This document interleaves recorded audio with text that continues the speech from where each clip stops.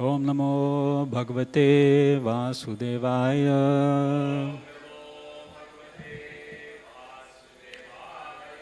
Om Namo Bhagavate Vasudevaya.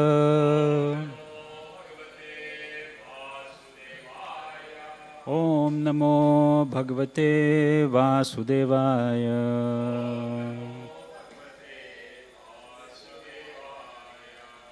Okay, this morning we are reading from Canto 4, Chapter 18, entitled Prithu Maharaj Milks the Earth Planet. Text 18. Vatsena pitoro aryamna. Vatsena pitoro aryamna. Kavyam kshiram adukshata. Kavyam kshiram adukshata. Amapatre mahabhagaha. Amapatre mahabhagaha. Shraddhaya shraddha devataha. Shraddhaya shraddha devataha. Vatsena pitaroryamna. Kavyam kshiram adukshata. Amapatre mahabhagaha. Shraddhaya shraddha devataha. Vatsena pitaroryamna. Kavyam kshiram adukshata. Amapatre mahabhagaha. Shraddhaya shraddha devataha.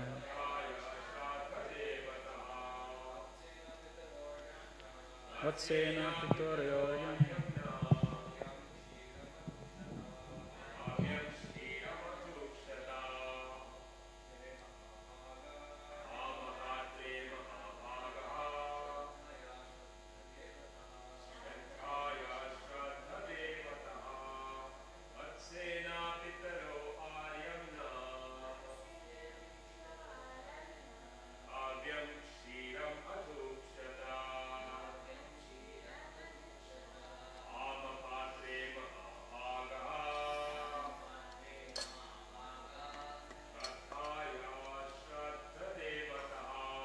Shraddhaya shraddha devataha.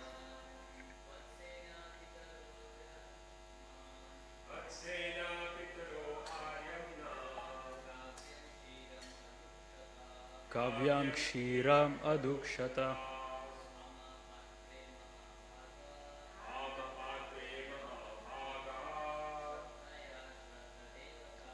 Shraddhaya shraddha devataha. Vatsena pitaro aryamna. Kavyam kshiram adukshata. Amapatre mahabhagaha.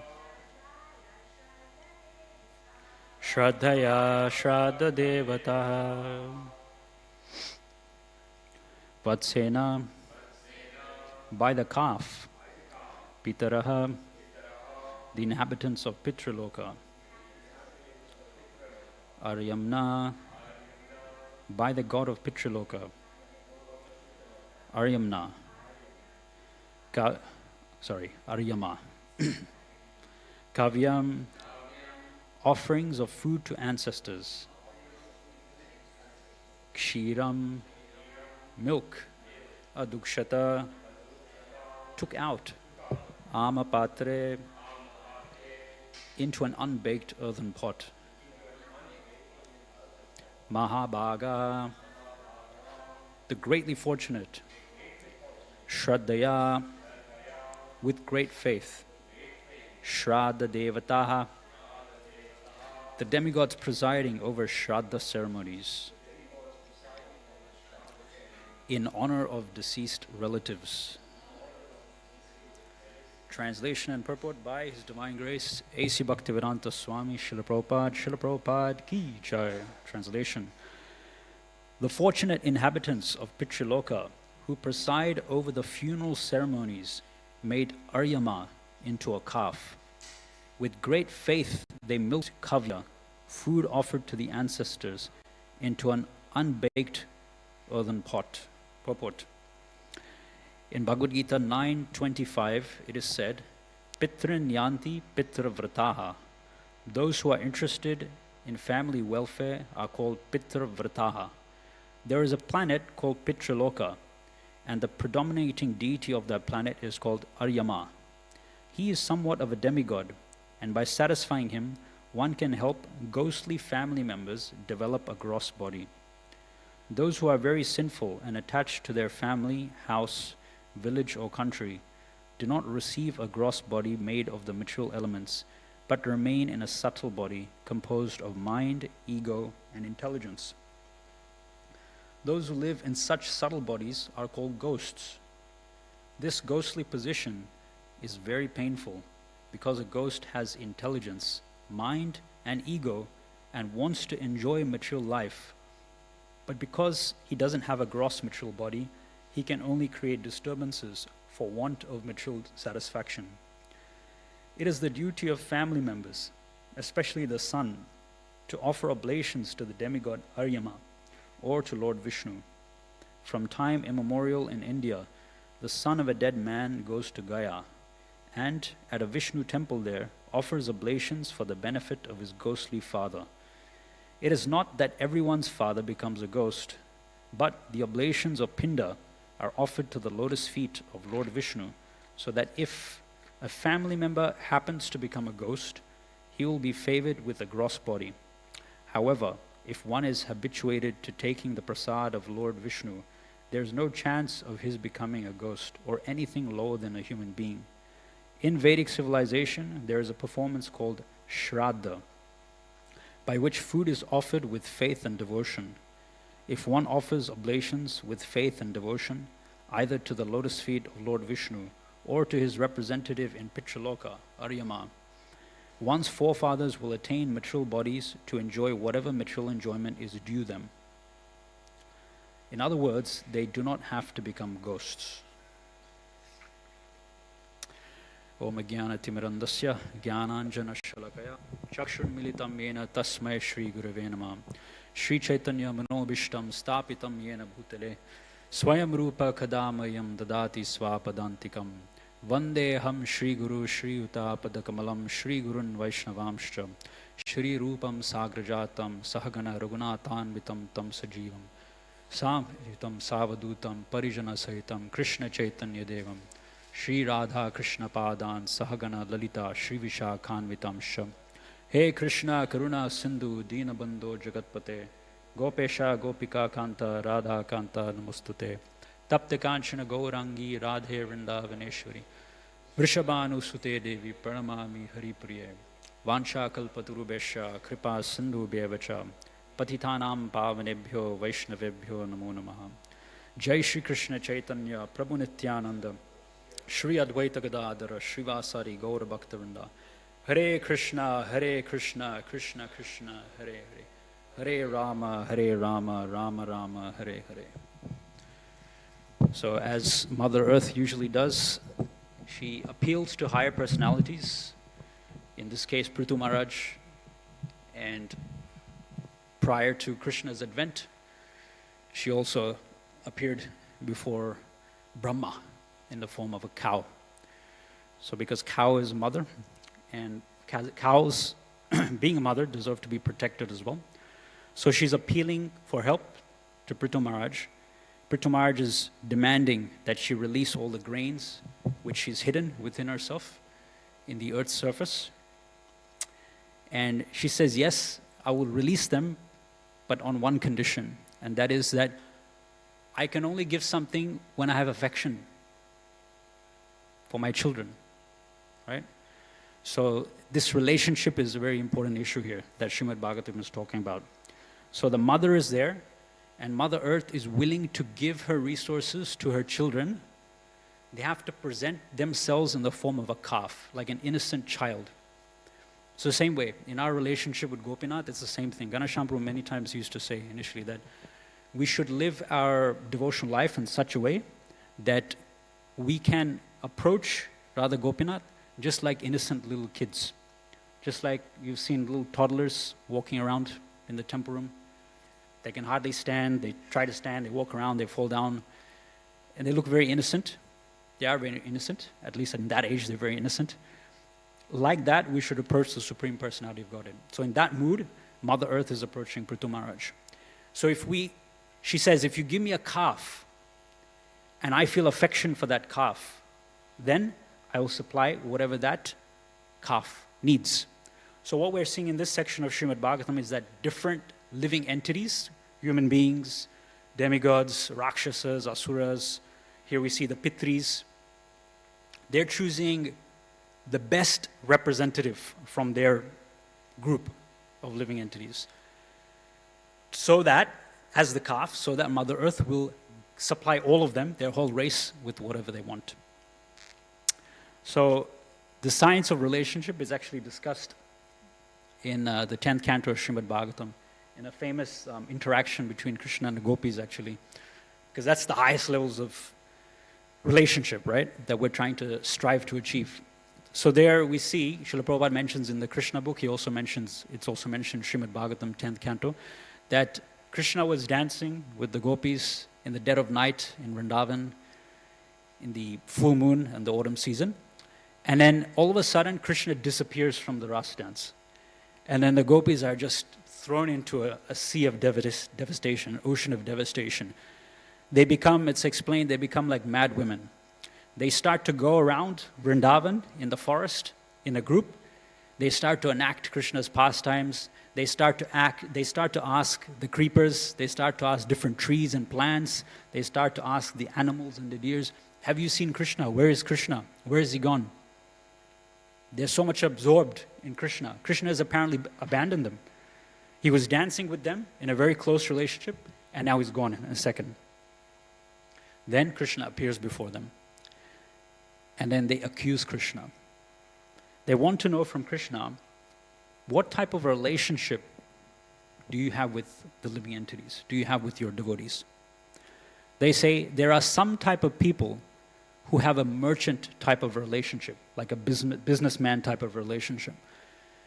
If you reciprocate with me favorably, I will reciprocate with you favorably.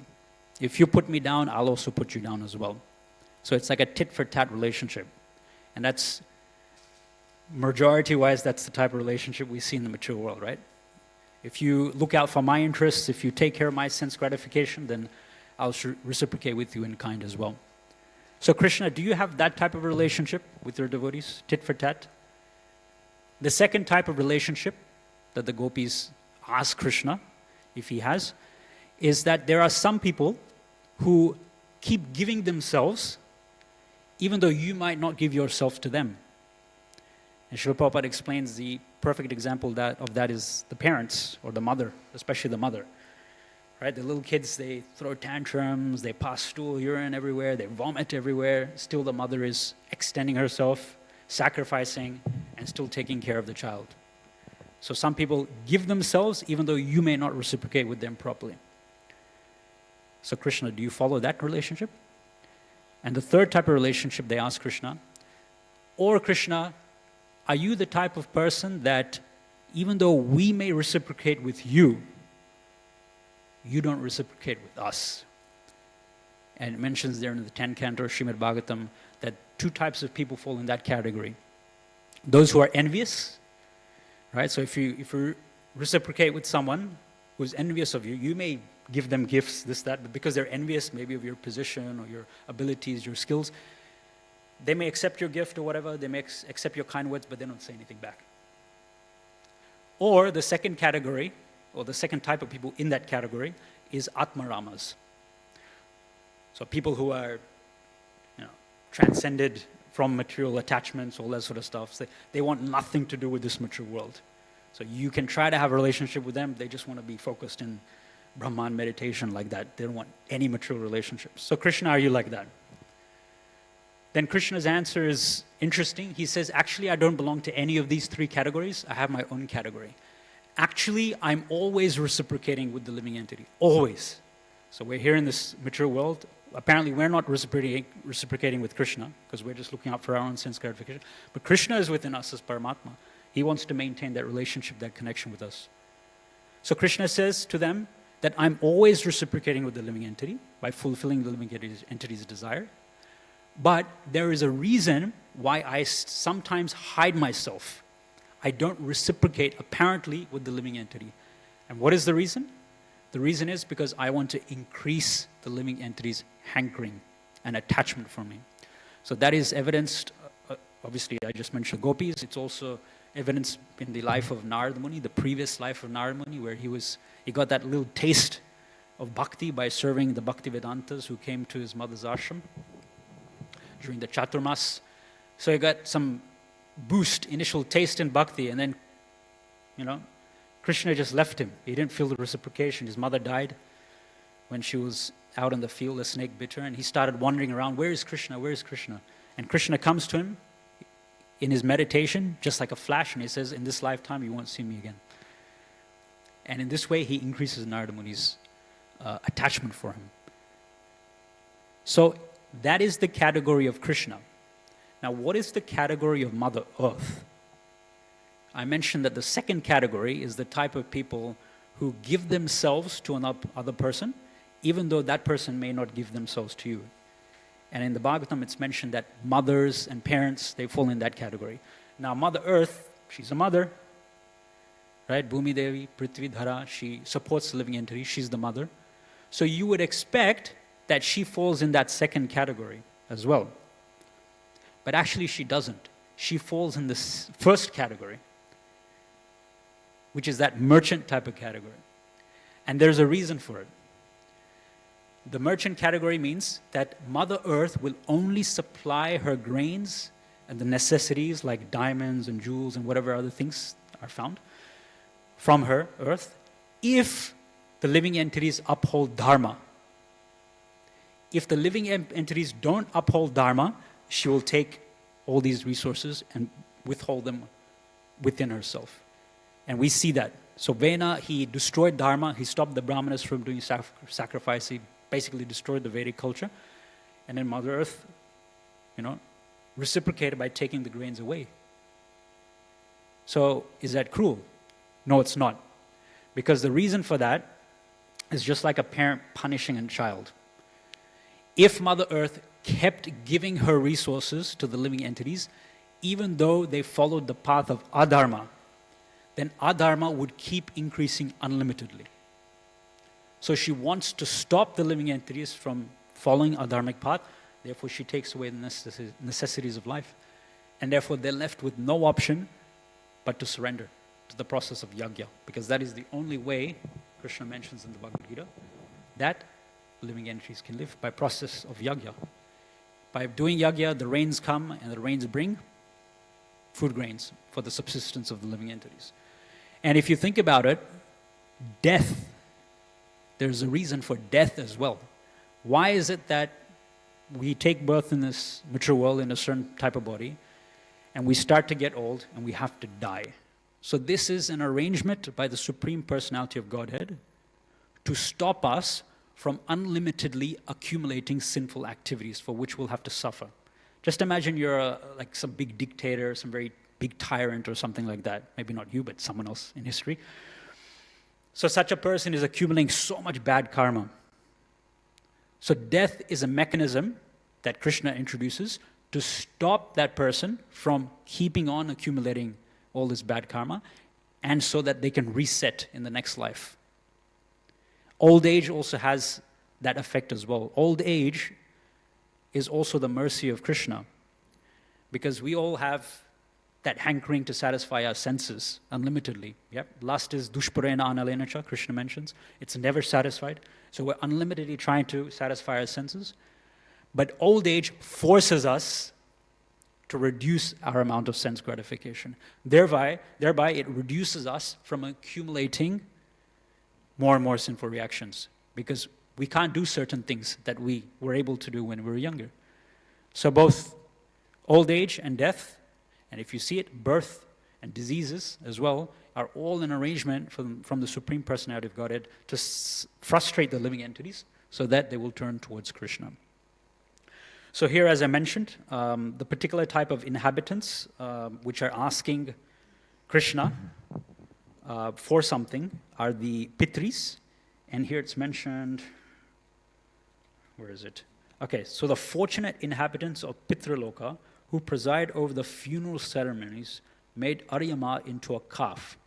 So Aryama is actually mentioned in the Bhagavad Gita, in the 10th chapter of Bhagavad Gita. Krishna says, Pitranam Aryama Chaham. Out of all Pitris, out of all ancestors, Krishna mentions, I am Aryama. So who is Aryama? We know Aditi, right? Aditi is one of the wives of Kashyapa. So Diti and Aditi are sisters. I think there's like 12 or 13 sisters, right? Who are the wives of Kashyapa. So Diti was the mother of Hiranyaksha and Hiranyakshipu, and all the Danavas and, sorry, that's Dana, the Daityas, the demons. And Aditi is the mother of all the demigods. So there's 12 principal demigods who are the sons of Aditi, and they're known as the Adityas. So Aryama is one of the Adityas. Right, so that's where Aryama fits in. Now, in terms of Pitralok, what is Pitralok? Srila Prabhupada mentions that it's like a heavenly planet, not like Indralok, Chandralok, all the higher planets, but for those people who in this lifetime, or ancestors who performed pious activities, karma kanda rituals, yagyas, they take birth in Pitralok so that they can enjoy there. So it's like a semi sort of heavenly planet.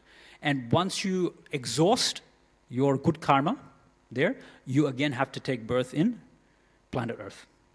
Right? So we'll talk about Pindadan and all that sort of stuff, the Pitrupaksha and all that sort of stuff. But I just want to explain where Pitraloka is situated in the universe. So this is explained by Srila Prabhupada and Srimad Bhagavatam in the 5th canto, 26th chapter, which is the last chapter of the 5th canto.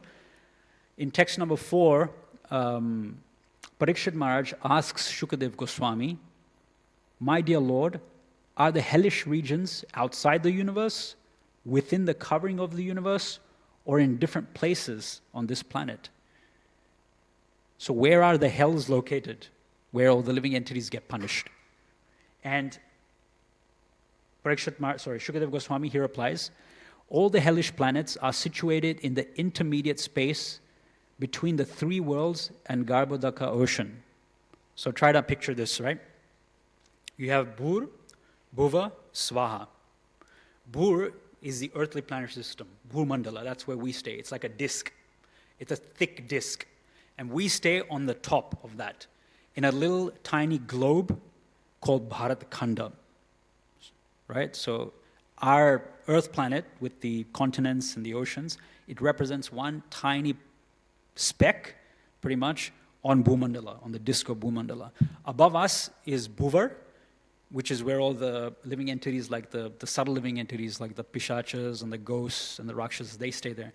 And then Swaha is where Indra and the demigods stay.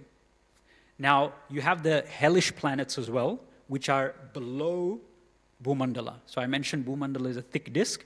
So if you drill under the surface of Bhumandala, you go to the subterranean regions in that thick disk, like you're just drilling underground basically. And there's 7 different hellish planets: Atala, Vitala, Sutala, Talatala, Mahatala, Rasatala, and Patala. And it's explained in some of these hellish planets, especially Rasatala and Patala, the type of living entities there are like serpents. They're like snakes. And they're very envious creatures. The sunlight doesn't reach there. The way that they have light there is they have diamonds on their hoods, and they give off light. They reflect whatever small bit of light is there in the universe. It reflects off their hoods, and that's their source of light there. Now, beneath that thick disk, beneath Patala, there's a small bit of space before the Garbhodaka ocean starts. And the Garbhodaka ocean is where Garbhodaka Shri Vishnu is lying, right, with Lakshmi on the ocean there. So that space between Patala and Garbhodaka ocean, that is where Pitraloka is situated. And that is also where the hells are located as well. So when a sinful living entity, after they died, they go to Yamaraj, right? And Yamaraj punishes them, he sends them to a certain hell. So that's where the hells are located as well. Now, if we read on, it says, Pitraloka is also located in this region between the Garbhodaka ocean and the lower planetary systems. Shukadev Goswami is explaining. And then he says, the king of the Pitas is... Who's the king of the Pitas? Yeah, so we're reading that Aryama is the chief of the Pitris, but Srimad Bhagavatam is also saying that the king of the Pitas, or the Pitris, is Yamaraj.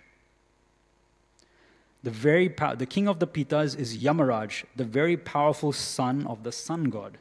He resides in Pitriloka with his personal assistants, and while abiding by the rules and regulations set down by the Supreme Lord, has his agents, the Yamadutas, bring all sinful men to him immediately upon their death.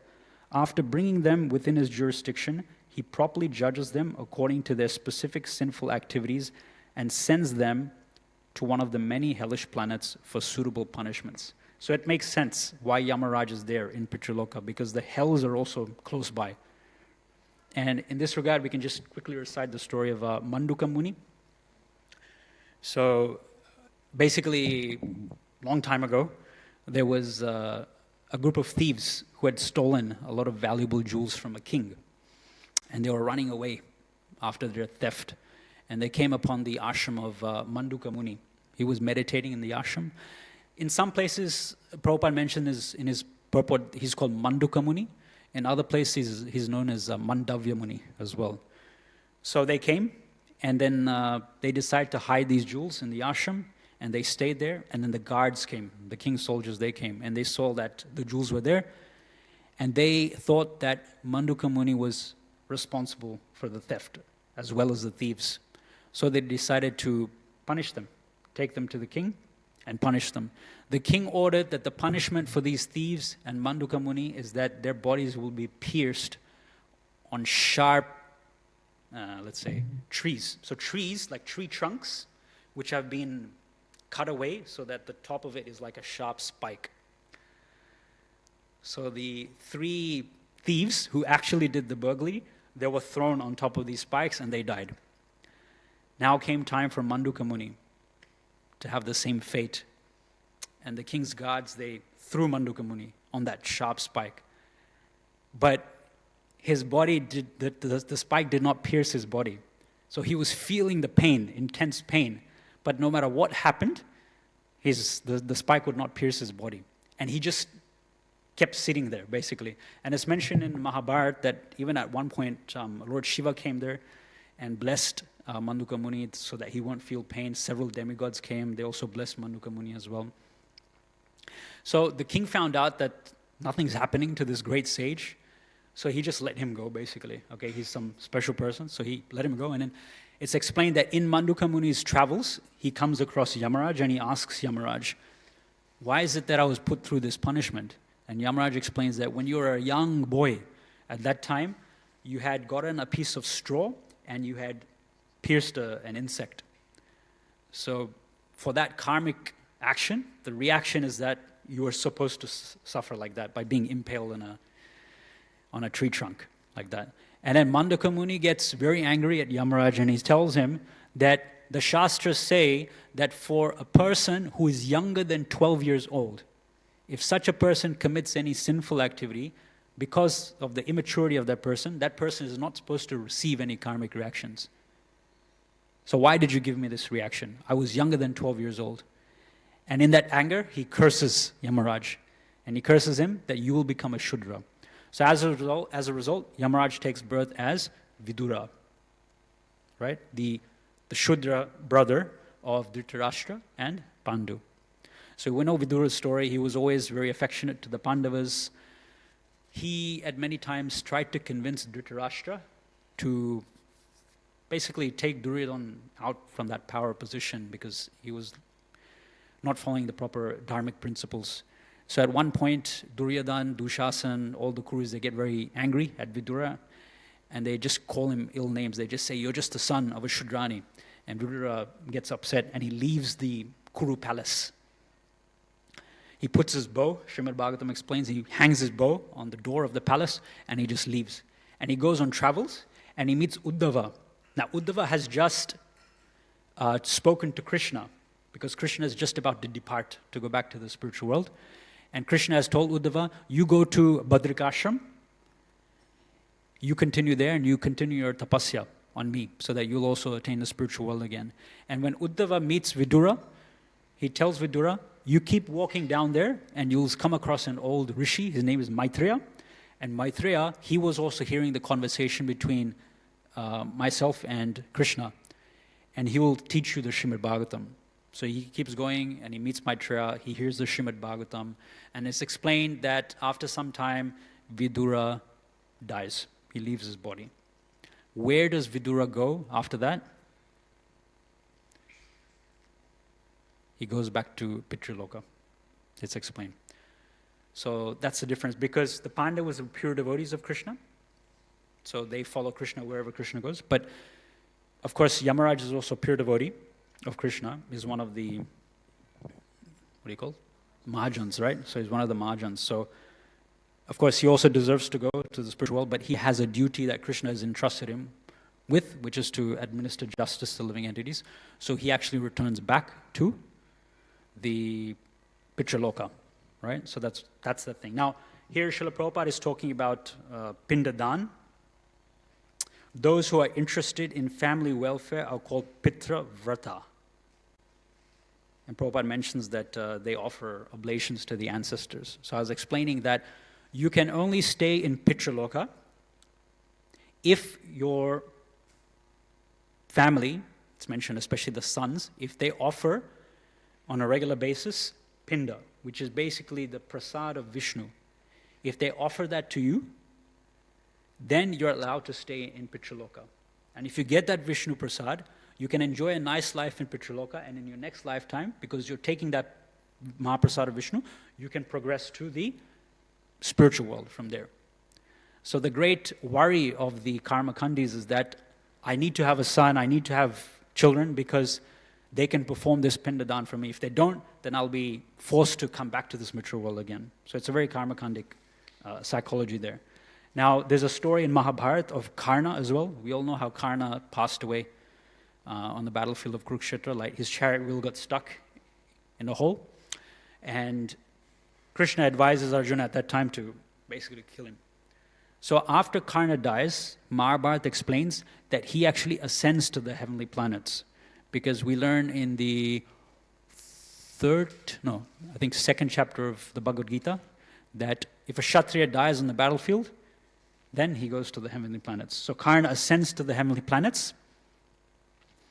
And then whenever someone gives him food to eat, that food turns into diamond and rubies and pearls and gold. So he tries to eat food, but it just becomes jewels. And he starts to starve there.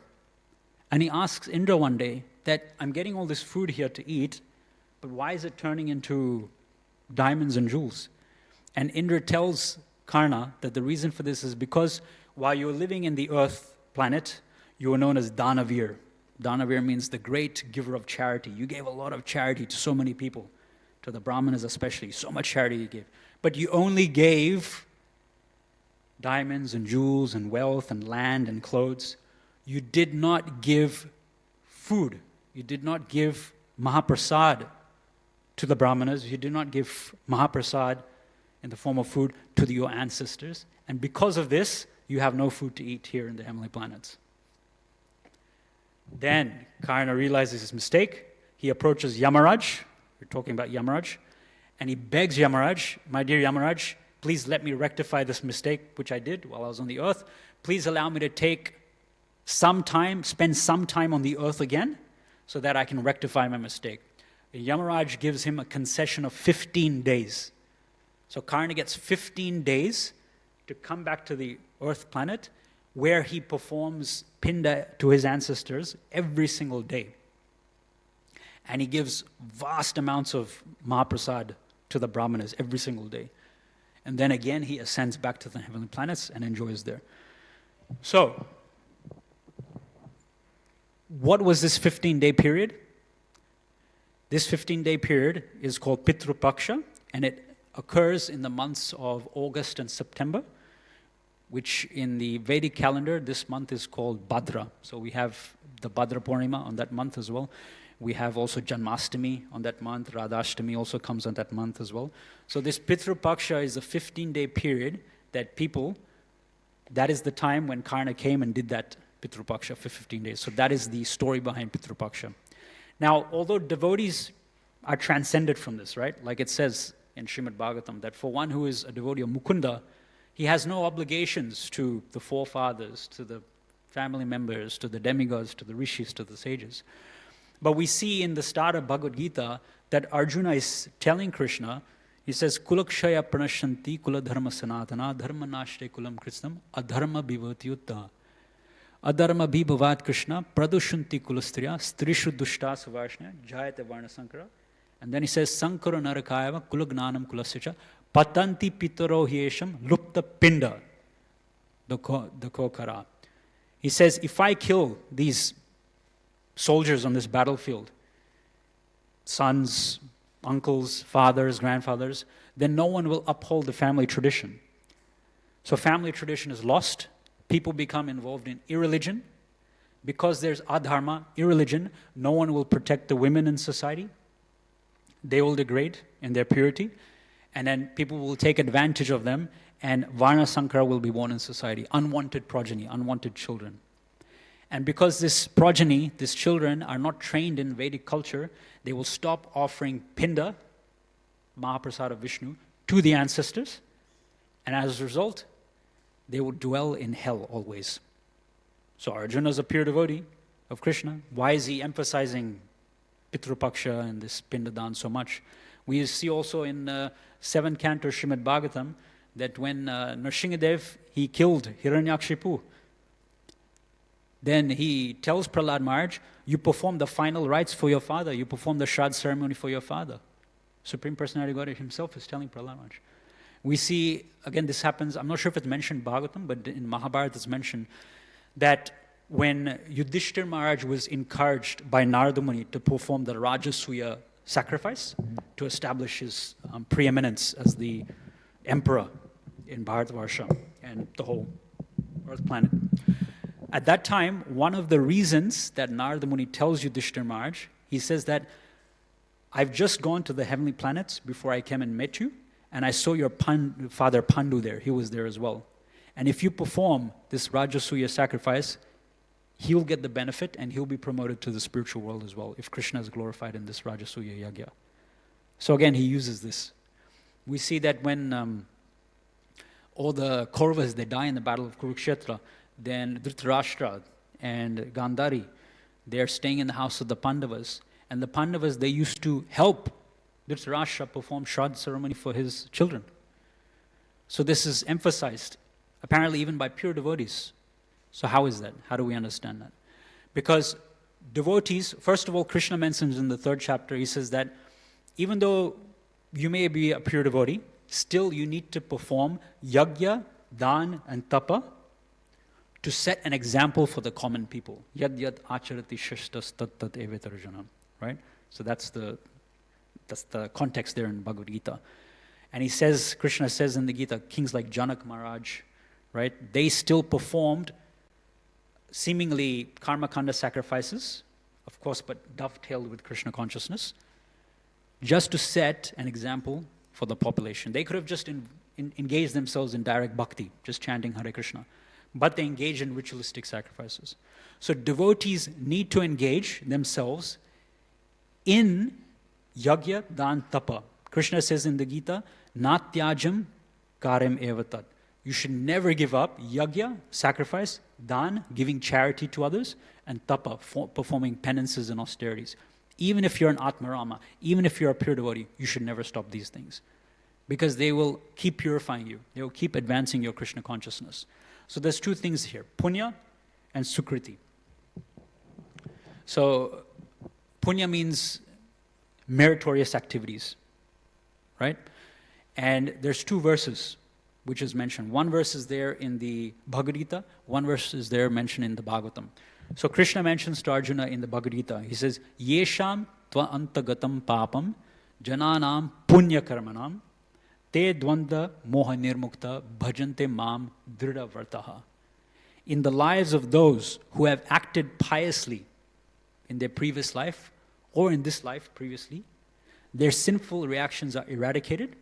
And when your sinful reactions are eradicated, you have the adhikar to engage in my service with determination. So that's why punya is important. And then, in the Bhagavatam, 10th canto, it's mentioned, Ittham satam brahma sukhanabhutya dasyam gatanam paradevatena maya shritanam naradarakena sakham vrijahyu krita punya punja. It's mentioned that those people who are absorbed in the bliss of Brahman realization, merged into Brahman, those people who have taken shelter of Maya and enjoying material facilities, and those people who are even devotees of God, but they're worshipping God not with love, but in fear. These 3 classes of people don't know that the cowherd boys in Golok Vrindavan are wrestling and dancing and feasting with Krishna because they performed Krita Punya Punja. They performed unlimited amounts of pious activities in their previous lives.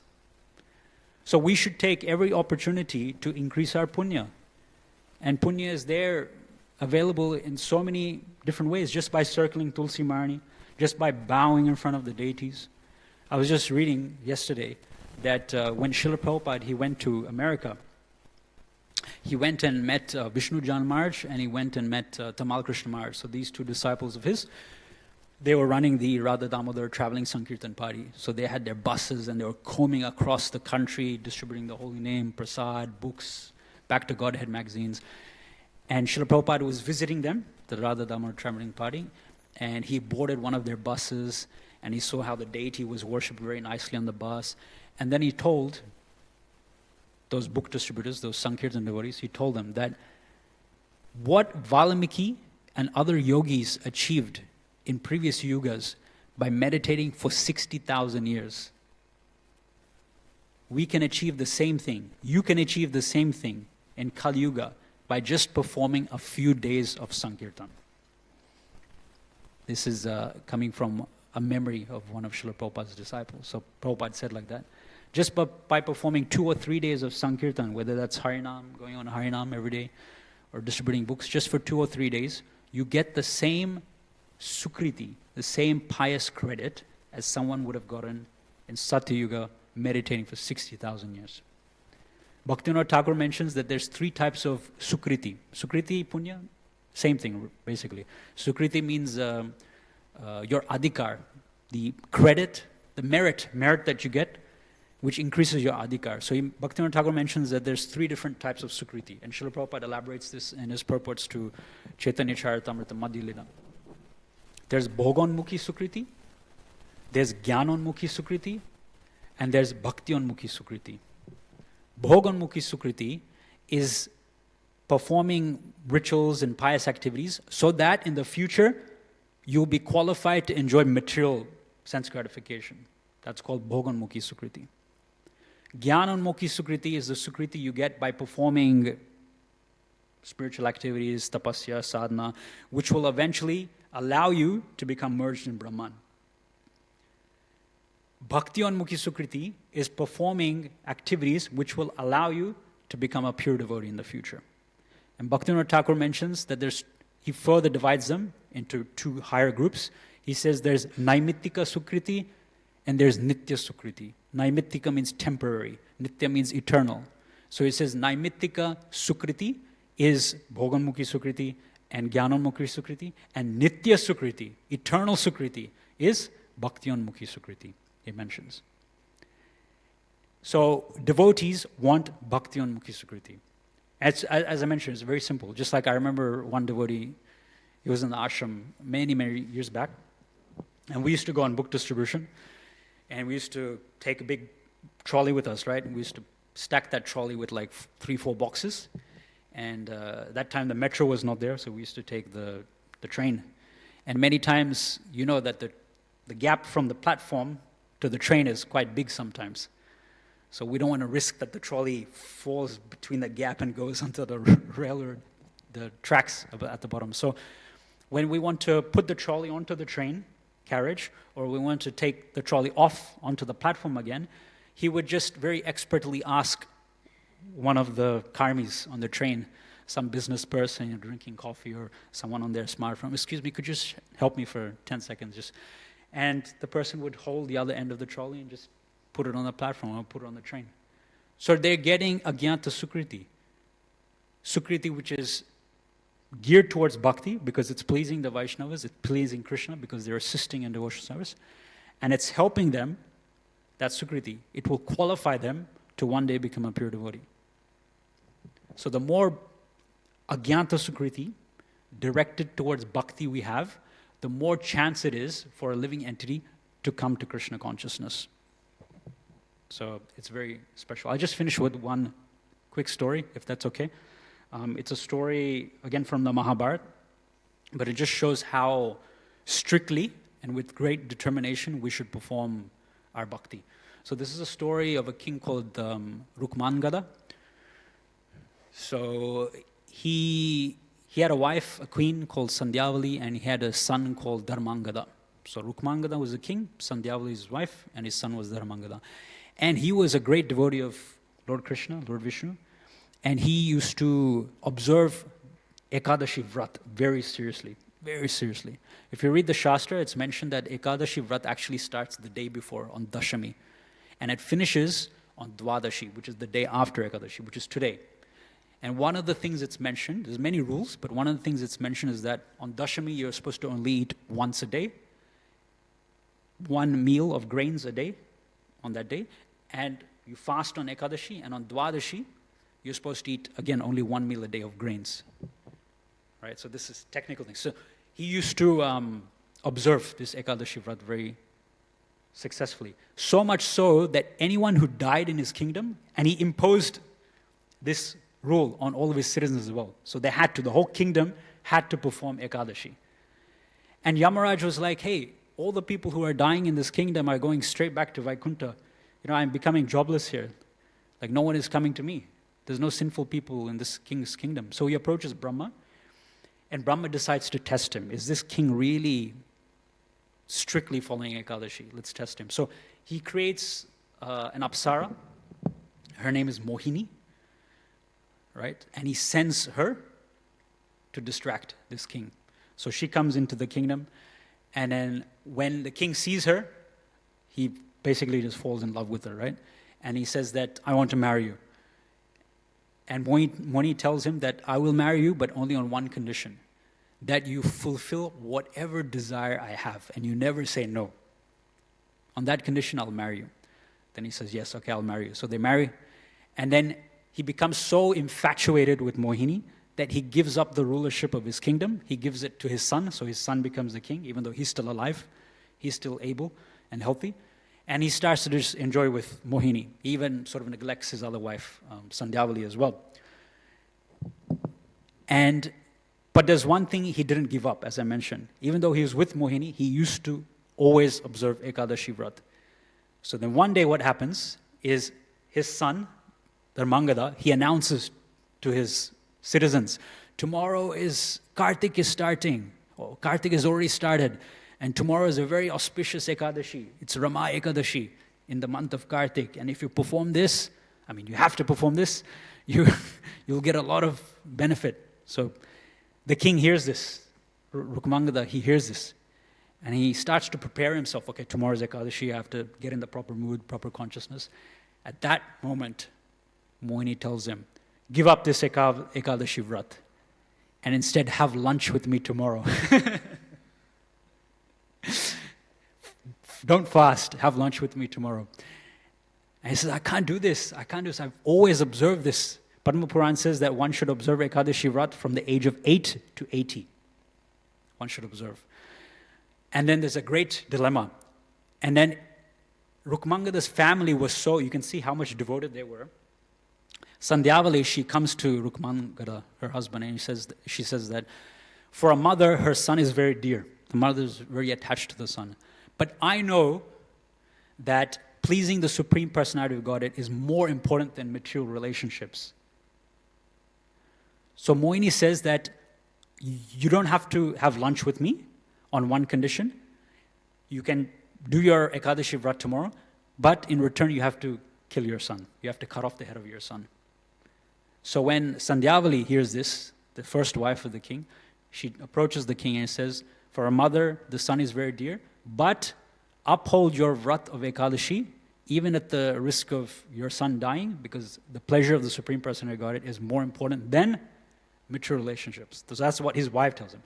Then his son himself, Dharmangada, he comes up to the king and he says, he gives him his own sword. He takes out his sword and he gives it to his father and says, Father, please cut off my head with this sword. Because the pleasure of Lord Vishnu is more important than my life. So please uphold Ekadashi Vrat. And the king is in a dilemma, because he has to observe this vow. He's always observed it. It's the pleasure of Lord Krishna. And his family members are also encouraging him. Then he takes the sword and he's just about to cut off the head of his son. And then it's explained in the Mahabharata that the clouds start to tremble, that the palace starts to shake, and then Lord Vishnu appears there. And Lord Vishnu explains the whole situation about how Brahma was testing him, testing his faith, his determination in Krishna consciousness to uphold, to put Vishnu's pleasure ahead of everything else. And he succeeds. And Lord Vishnu blesses him, and he goes back to Godhead along with his family. So this is just an example. It's a story which I guess most devotees have not heard before, but it's there in the Mahabharata. But it shows us how strictly and seriously we should practice Krishna consciousness at the risk of giving up all of our sense gratification for the pleasure of Lord Krishna. So finish there. It's over time, so we won't take any questions. Thank you very much. Grantaraj, Srimad Bhagavatam ki jai. Jagat Guru Srila Prabhupada ki jai.